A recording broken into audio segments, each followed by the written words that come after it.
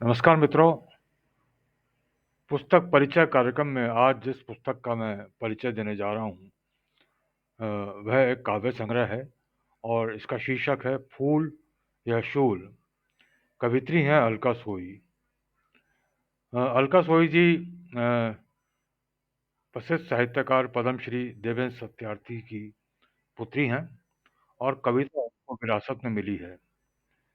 यह उनका पहला काव्य संग्रह है जो कि एक जिसमें कई वर्षों की उम, कविताएँ समाहित हैं और संबंधित भी एक कविता इसमें शामिल है।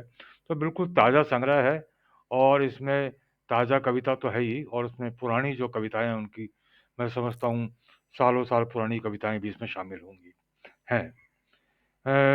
कविता किताब 138 पेज की है, पेपरबैक एडिशन है ये और इसका जो है पब्लिशर है जनरल पब्लिशर्स। मूल्य ₹300 रखा हुआ है और इसमें आईएसबीएन नंबर नहीं है। किताब जो है अलका जी ने अपने पतिदेव श्री केवल कृष्ण जी को समर्पित करी है।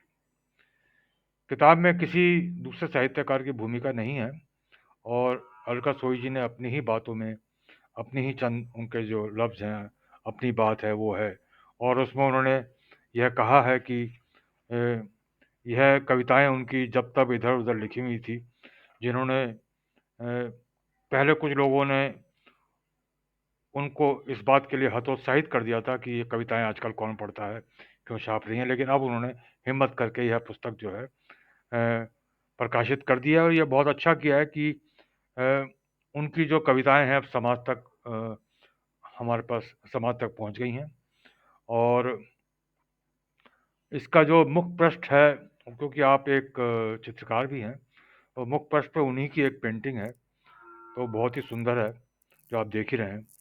तो दोस्तों इसमें जो कविताएँ हैं कुल जो है 83 कविताएँ हैं और 83 कविताओं में से अगर मैं मूल रूप से बोलूँ तो कुछ कविताएँ तो ऐसी हैं जो कि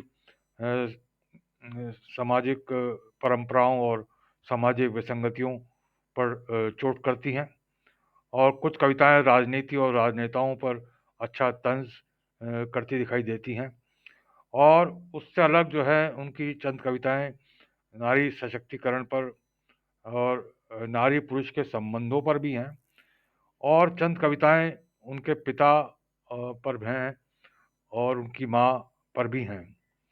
उसके अलावा जो चंद कविताएँ कुछ उनके बचपन की यादों से जुड़ी हुई हैं और कुछ ऐसी चीज़ों से जुड़ी हुई हैं, उन ऐसे कुछ पदार्थों पे उन्होंने ऐसी कुछ चीज़ों पे कविताएँ लिखी हैं जो आजकल जो है धीरे-धीरे फेड होते जा रहे हैं, विलुप्त होती जा रही हैं। फॉर एग्ज़ाम्पल मसलन अंगीठी के ऊपर उन्होंने कविता लिखी है, लालटेन के ऊपर लिखी है, मर्तबान के ऊपर लिखी है और जो पोस्ट ऑफिस में एक डाकघर वो जो होता था, बक्सा जो डाकघर का जिसमें चिट्ठी डालते हैं उसके ऊपर लिखी है।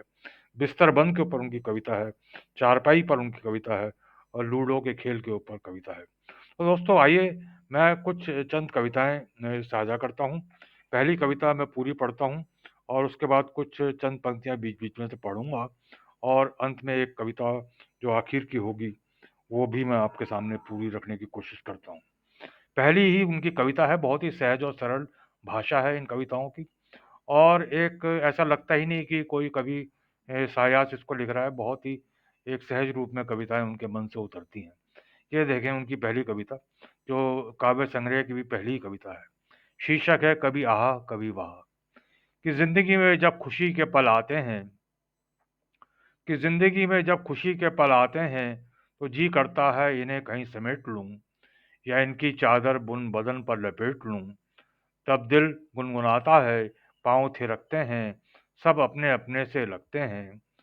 सबको आँखों में प्यार नज़र आता है, पर जब यह भ्रम टूटता है तब यह दिल का भराव हो जाता है, खाली। लगता है सभी हैं अपने मतलब के सवाली, सब रिश्ते खोखले हैं, यहाँ तो सब दोगले हैं। तब दिल भारी हो जाता है, फिर यहाँ कुछ नहीं भाता है, पर जीवन तो जीना ही है, यही सोच कर जिए जाते हैं। कोई दुःख देता है तो दिल से निकलती है आह! ज़रा सी खुशी मिल जाए तो यही दिल कह देता है वाह! इतनी सुंदर कविता है और एक चंद कवितात्मक शब्दों में उन्होंने इसको इतना सुंदर बना दिया है। तो ये देखें आप। और मैं आपके सामने रख रहा हूँ चंद अलग दूसरी कविताओं की चंद पंक्तियाँ। यह कविता स्त्री के ऊपर से आदमी के ऊपर है। यहाँ हर एक आदमी दरिंदा है। जो स्त्री का बलात्कार से संबंधित कविता है ये। तो इसकी चंद पंक्तियाँ देखें कि यहाँ का हर आदमी दरिंदा है, लड़की एक परकटा परिंदा है।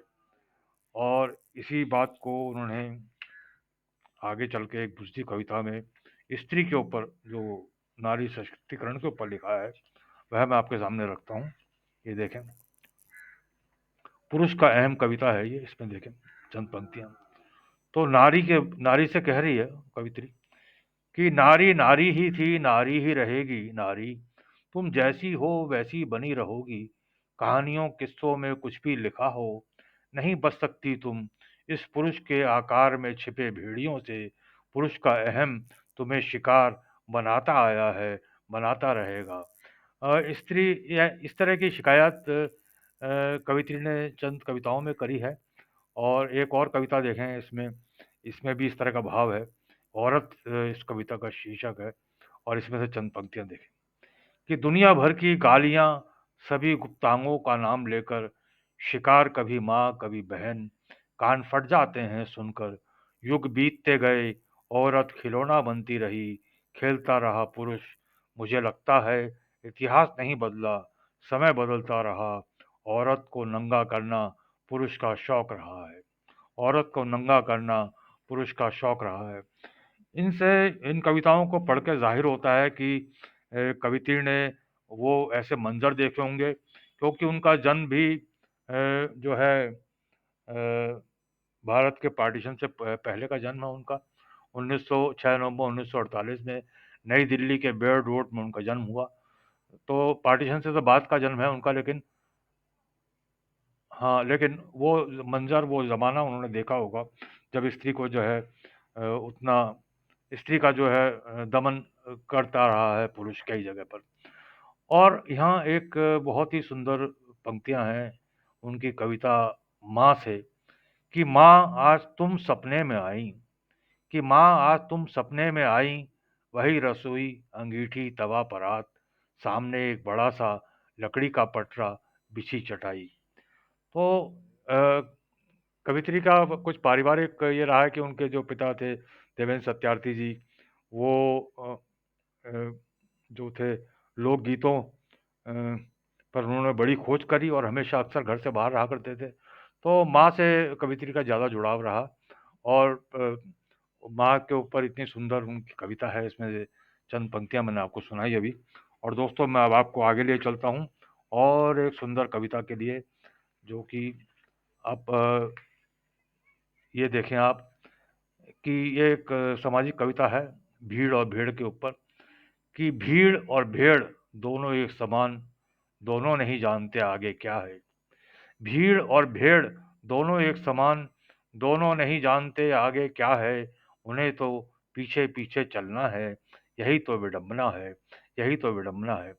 इस इन पंक्तियों के जरिए कवित्री ने और भी कुछ कविताओं के जरिए, जैसे कि भारत की बढ़ती हुई आबादी, परिवार नियोजन, इन सब चीज़ों को भी तरफ भी इशारा किया है चंद कविताओं में।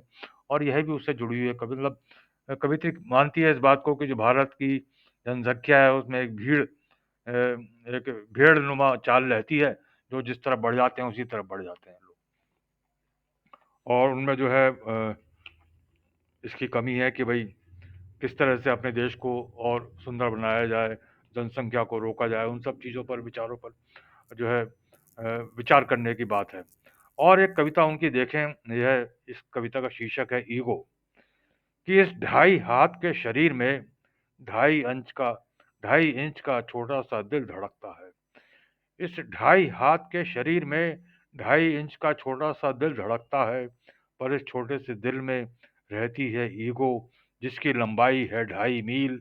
जब यह आती है अपने सरूर पर तो होठों को कर देती है सील। इस ईगो ने कई घर तोड़े हैं, कई दिल फोड़े हैं। दोस्तों एक इतनी सुंदर कविता ईगो पर, और इतने सुंदर और सहज शब्दों में एक ऐसा तंज, जो इससे पता लगता है कि कवित्री के पास एक ऐसा दिल है और अ, ऐसी एक उनकी जो शिल्प है वो भी बहुत पैना है और वो अपनी बातों को बहुत ही सहजता से और इतने सरल शब्दों में तंज करती हैं कि मतलब कोई मतलब उन्हें तलवार की ज़रूरत नहीं होती, वो कोई बात को कहने के लिए। उनके शब्द ही इतने पैने हैं और इतने नुकीले हैं कि वो जो तंज जो उनका जो व्यंग है इतना सुंदर होता है कि वो सुनने वाले को अंदर तक भेद देता है। दोस्तों आइए मैं आपको ले चलता हूँ आगे थोड़ा-सा और आपको बहुत सुंदर एक और कविता की चंद पंक्तियाँ, ये भी माँ से जुड़ी हुई कविता है। मदर्स डे माँ का दिन। इसकी चंद पंक्तियाँ देखें कि मदर्स डे माँ का दिन, पर क्या हो सकता है कोई दिन माँ के बिन। माँ तो इस दुनिया में लाती है, पहले घुटनों के बल चलना सिखाती है, फिर जब तुम पहिया पहिया चलने लगते हो तो फूली नहीं समाती है। दोस्तों ये जो शब्द इन्होंने लगाए पहिया पहिया, तो मैंने एक अपनी हंगेरियन कवित्री हैं काफ़्का मार्गित, उनकी एक कविता है पैती के यार, जिसमें कि वो जो बच्चा है पेतर है वो चलना सीखता है। तो मैंने जब उसका अनुवाद कर रहा था तो मुझे भी ये शब्द जो है उसमें लगाना पड़ा कि कैसे बच्चा चलता चलता चलना सीखता है। और इस बात को मैं हमेशा पहले भी मैंने इस बात का ज़िक्र किया है कि ये शब्द जो है जब मैं इसका अनुवाद कर रहा था तो ये शब्द मेरे को नहीं मिल पा रहे थे। तो मेरी पत्नी ने ये शब्द मुझे सुझाए कि पहिया-पहिया शब्द आप इस्तेमाल करिए। तो ये शब्द आज मुझे यहाँ पे पढ़ने को मिला दोबारा इस कविता में। बहुत साहित्य पढ़ता हूँ लेकिन ये एक बहुत ही स्वाभाविक शब्द है, जो एक माँ के हृदय से निकला हुआ शब्द है। तो दोस्तों आइए मैं आपको और उनकी कुछ कविताएँ आगे सुनाता हूँ। ये कविता पिता के ऊपर उनकी 3-4 कविताएँ हैं और ये एक छोटी-सी कविता है, ये मैं रखता हूँ। देवेंद्र सत्यार्थी जी से आप सभी परिचित होंगे, जिन्होंने कि घूम-घूम के जो है लोकगीतों के ऊपर बड़ा काम किया। तो इस कविता का शीर्षक है काम, काम, काम। देवेंद्र सत्यार्थी ने जीवन भर किया काम, काम, काम, काम, बस काम, नहीं किया आराम। साहित्य जगत का वह तारा अपनी ही रोशनी से चमकता रहा, अपनी ही आग में जलता रहा। ना मांगा, ना अपने लिए कुछ कहा, जब तक दे सका देता रहा। फिर हो गया मूक, चला गया दूर, थक कर हुआ चूर, चला गया वहाँ जहाँ से लौट कर कोई नहीं आता, जहाँ से लौटकर कोई नहीं आता। दोस्तों उन्हें कवित्री को हमेशा अफ़सोस रहा है अपने पिता की मृत्यु का और उनसे प्रेरणा लेकर उन्होंने जीवन के बारे में एक कविता लिखी है, जीवन एक लूडो का खेल। ये देखें ये अंतिम कविता पढ़ रहा हूँ मैं, पूरी कविता पढ़ता हूँ कि लूडो का खेल, बच्चों का खेल, खेल रोमांचक उत्साह बना रहता है अंत तक। हाथ में घूमती है गोटी, गोटी नंबर वाली, गोटी घुमाई नीचे फेंका, नंबर आया 6। शुरू हुआ खेल, चलने लगी धीरे धीरे लाल हरी नीली पीली गोटियां। खेल सांप सीढ़ियों वाला, सांप भी काटने वाला। सीढ़ी चढ़े ऊपर पहुंचे, सांप ने काटा नीचे लुढ़ के। सीढ़ी ने हंसाया, सांप ने रुलाया, पर हारे नहीं, बार बार ऊपर गए, फिर नीचे गिरे, आखिर जीत गए। खेल खत्म, यह जीवन क्या किसी लूडो से परे है? यह जीवन क्या किसी लूडो से परे है? यह कविता तो लंबी है, मैंने इसका अंश ही सुनाया है, लेकिन कविता यहाँ पर भी समाप्त हो सकती थी। तो ये वाक़ई में उनकी कविताओं से उन्होंने एक प्रश्न छोड़ा है इस कविता में कि यह जीवन क्या किसी लूडो से परे है? दोस्तों उम्मीद है आपको इस पुस्तक की जो चंद कविताएँ मैंने कुछ अंश जो आपको सुनाए हैं ज़रूर पसंद आए होंगे आपको। और इसमें कुछ ऐसी दुर्लभ कविताएँ हैं जैसे मैंने आपको बताया कि अंगीठी के ऊपर, लालटेन के ऊपर, मर्तबान के ऊपर, डाकघर के ऊपर, बिस्तर बंद के ऊपर, चारपाई पर। दोस्तों मैं एक बार फिर से बधाई देता हूँ अलका सोई जी को उनकी इस पुस्तक के लिए, फूल या शूल के लिए और मुझे उम्मीद है कि उनका अगला काव्य संग्रह भी वो लिखती उनके पास और कविताएँ ज़रूर होंगी या और वो लिख लेंगी अभी और उनका दूसरा काव्य संग्रह जल्दी ही आएगा। इन्हीं शुभकामना के साथ दोस्तों उम्मीद करता हूँ और आपसे ये आशा करता हूँ कि आप इस वीडियो को, इस पुस्तक परिचय को अपने दोस्तों के साथ ज़रूर साझा करेंगे। ये पुस्तक परिचय आप सुन रहे थे इंदुकांत आंगिरस से। शुक्रिया।